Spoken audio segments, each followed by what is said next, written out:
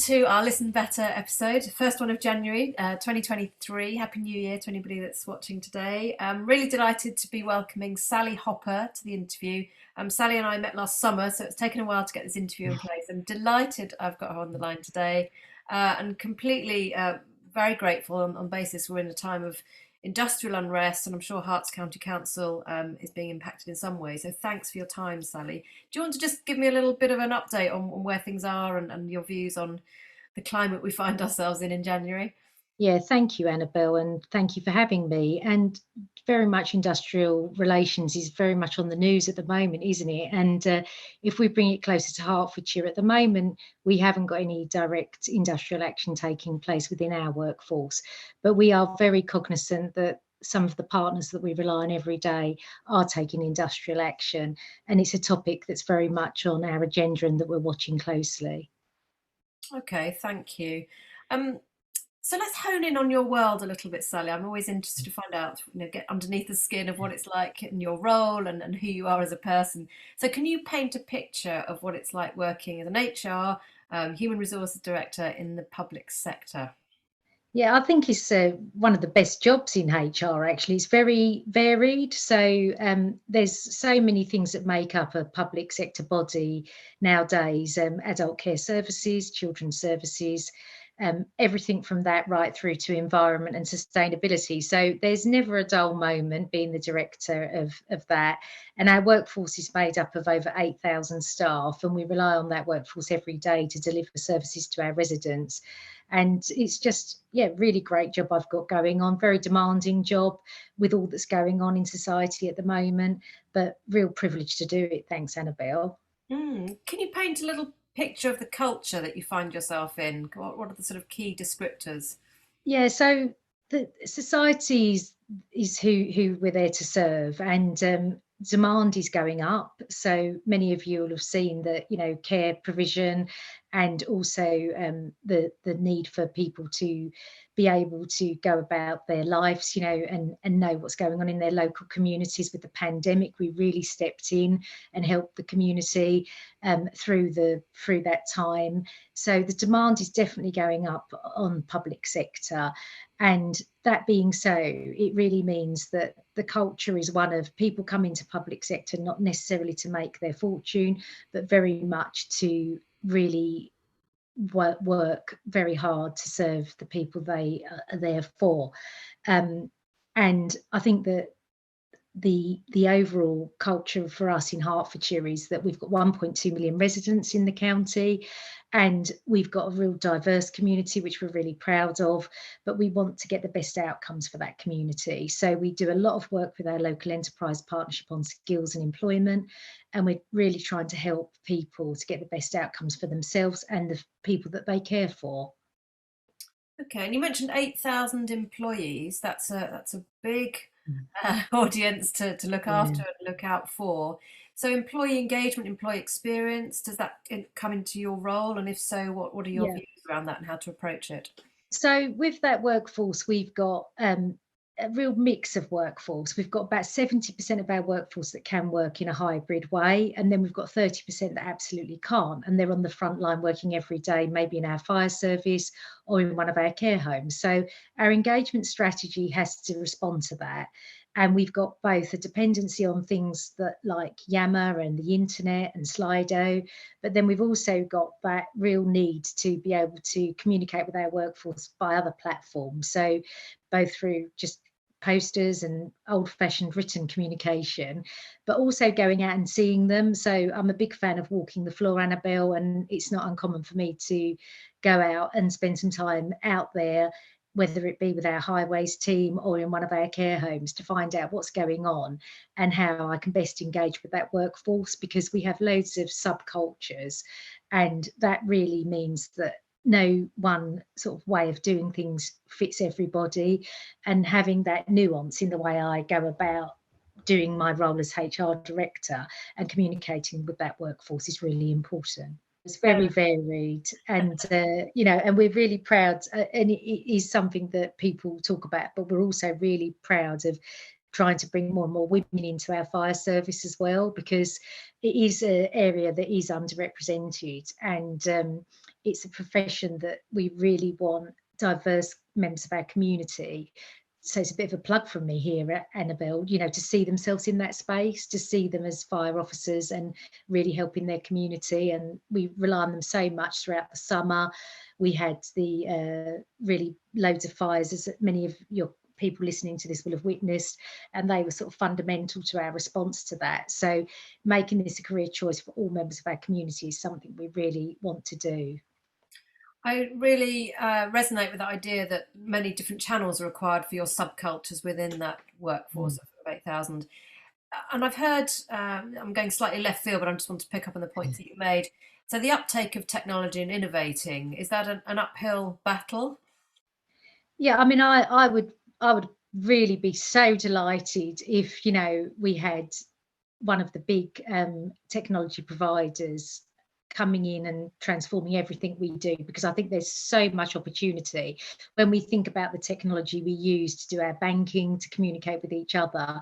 If we could ladle some of that into public sector really heavily, wouldn't that be great? So there's already some really superb innovation going on with AI in public sector. So for example, we've been in Hertfordshire instrumental at looking at AI solutions to help with caring for vulnerable members of our community. Is there more to do? Absolutely. And it's such a great opportunity for us to embrace across the whole public sector system, to embrace technology, to make a good customer experience, a good resident experience, and also bring about some better ways of working and some efficiencies as well. There are a lot of challenges. We've started off by saying the climate of industrial action. We've got the cost of living, migration, pressures on the NHS due to COVID and the after effects on waiting lists from that. My goodness, a lot of pressure. What motivates you? How do you come into working from home or in the office each day? What's your approach that helps you deal with presumably finite resources that keeps you motivated? Yeah, so I think it's always putting the residents at the centre of what we do and seeing some good outcomes for them, which we have every day. Sometimes we have some real challenges as well, but seeing those good outcomes, whether it be someone learning some new skills in one of our libraries or getting some wellbeing enrichment in one of our libraries, right through to one of those colleagues who is helping somebody who needs an elderly relative to go into care. So that is always every time a motivation. And then when it comes to my own personal motivation, it very much I can see that by developing a skilled workforce, whether that be through the apprenticeship levy, which we really embrace, we've got over 400 in Hertfordshire, that skills and giving people the skills they need to get the best outcomes for themselves is great for social mobility. So for me, it's about having that whole general workforce of 8,000, but also getting to the individual and seeing them develop brings me a great deal of satisfaction. I'm also very passionate about great workforce environments and great outcomes in the workforce and a fair and ethical workforce. So for me, having the privilege of being the HR director in such a complex operating environment is just a great opportunity to influence good workplace practices.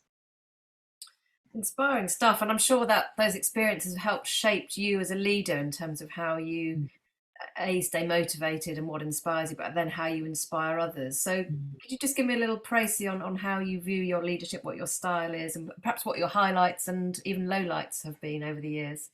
Yeah, so my highlights of being a leader is the fact that I got here at all, because it's a big old journey, isn't it, for anyone that gets to a director level. So the highlights are having that sense of goodness, I've achieved that. The lowlights are that you start off as a leader, I think, thinking that you do need to have all the answers and all the solutions, and then it can be sometimes a journey to learn that doesn't always have to be so. And with that, it's about having personal resilience and a great network of individuals you can draw on to help with that personal resilience. But my inspiration is to never really ask anyone to do something that I wouldn't do myself, and also to forgive an honest mistake, because we all make them, and it's how you respond to that as a leader that defines you. And not to be shy about thinking about, well, what is my internal reputation? You know, how do people see me? What can I do to refine my leadership style? Where did I maybe not get it quite right? So that whole reflection piece for me is really important.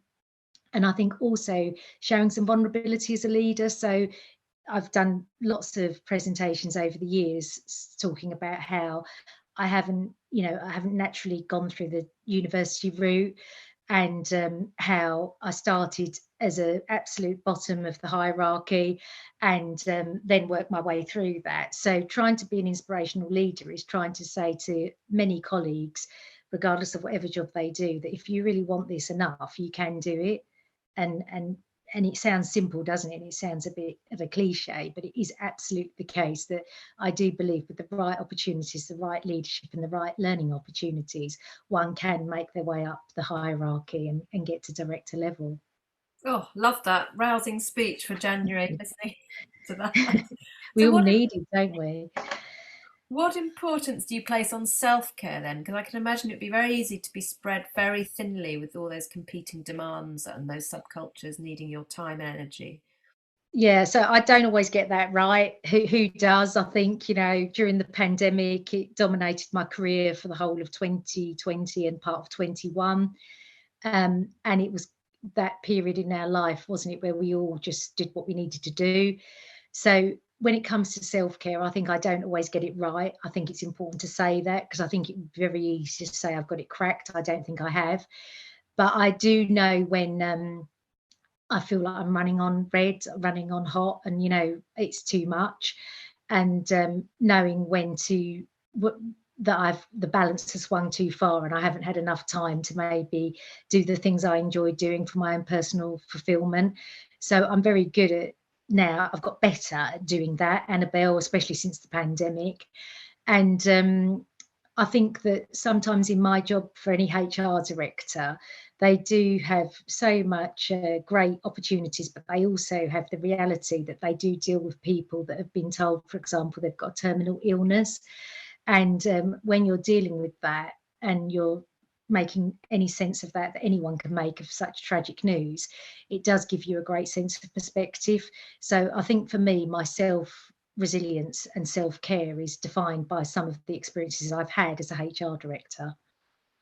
Are there any tools or apps or books that you'd recommend that you've lent on in difficult times? Yeah, I think that recently I've tried apps and failed. So, but having said that, I'm a great believer in music is a great thing. So Spotify, I would definitely, other brands are available for those listening.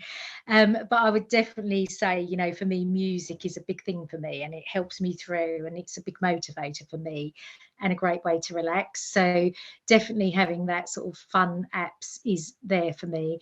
In terms of books, goodness me, there's so many out there, isn't there, in terms of self-care and resilience. And I recently read one about running on empty, and the author escapes me, but if you Google it, I'm sure it'll come up. But it was all about people not recognizing their own, when they are running on empty and perhaps denying it. And it made me realize that self-care, it just underlined for me, Annabelle, self-care and knowing when you need to sort of slow down the dial a bit is so important to all of us. And I think, yes, interesting to listen to those words. And then in the background, I know that as well as the busy role that you have a family, but you're also a trustee of a charity, I believe. Yeah, so So, yes, yeah, I'm trustee of London Playing Fields Foundation. So I've done that for a good few years, and absolute privilege to do that. And they will talk passionately about saving open spaces for leisure. Our brand, if it needed any help, got help during the pandemic because lots of people realised just how precious their green spaces were. And I helped the charity in a number of ways, but mainly, as no one will be surprised, hopefully doing HR for them. And why do I love doing that is because it keeps me honest, because I think it's very easy as a HR director to get up the hierarchy and not roll your sleeves up enough. And that makes me roll my sleeves up. So it's really good, and it keeps my feet on the ground. and on top of that, you're studying for a PhD in organisational change. My goodness. Yes. Tell me a little bit about that and why you started. Yeah. So anyone that's thinking of doing a PhD, they're welcome to contact me direct, and I'll take you on my journey. It's hard going to do any form of study. So praise to anyone listening who's studying around job and family. But it's really, my focus of my study is around organisational change, as you mentioned, Annabelle, thank you. And it's really looking at the fact that there's so much dialogue and discourse on orthodox thinking on organisational change. So Kurt Lewin's model of freeze, unfreeze and refreeze. Many of you on the call have doubtless have heard of that. And it's just saying it's a bit more complicated than that.